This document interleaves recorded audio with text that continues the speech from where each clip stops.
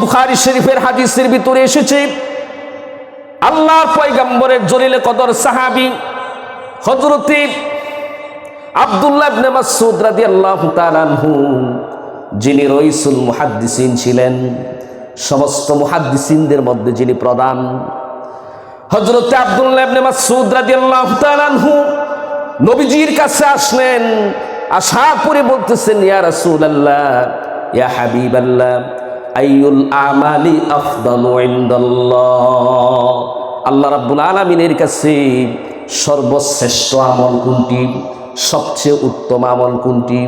জবাবে নবী করিম সাল্লাল্লাহু আলাইহি ওয়াসাল্লাম বললেন, আসসালাতু আলা ওয়াক্তিহা, সময় মতো 5 ওয়াক্ত নামাজ পড়া আল্লাহ রাব্বুল আলামিনের কাছে সর্বশ্রেষ্ঠ আমল। সময় মতো 5 ওয়াক্ত নামাজ পড়া আল্লাহ পাকের কাছে সর্বশ্রেষ্ঠ আমল। নামাজের চেয়ে গুরুত্বপূর্ণ কোনো আমল নাই। নামাজ হচ্ছে সর্বশ্রেষ্ঠ ইবাদত, সর্বশ্রেষ্ঠ আমল। কারণ নামাজের মাধ্যমে বান্দার সাথে আল্লাহ পাকের গভীর সম্পর্ক সৃষ্টি হয়। অন্য কোনো ইবাদতের মাধ্যমে আল্লাহর সাথে বান্দার এত সম্পর্ক কায়েম হয় না। নামাজের মাধ্যমে যতটুকু সম্পর্ক আল্লাহর সাথে বান্দার কায়েম হয়, অন্য কোনো ইবাদতের মাধ্যমে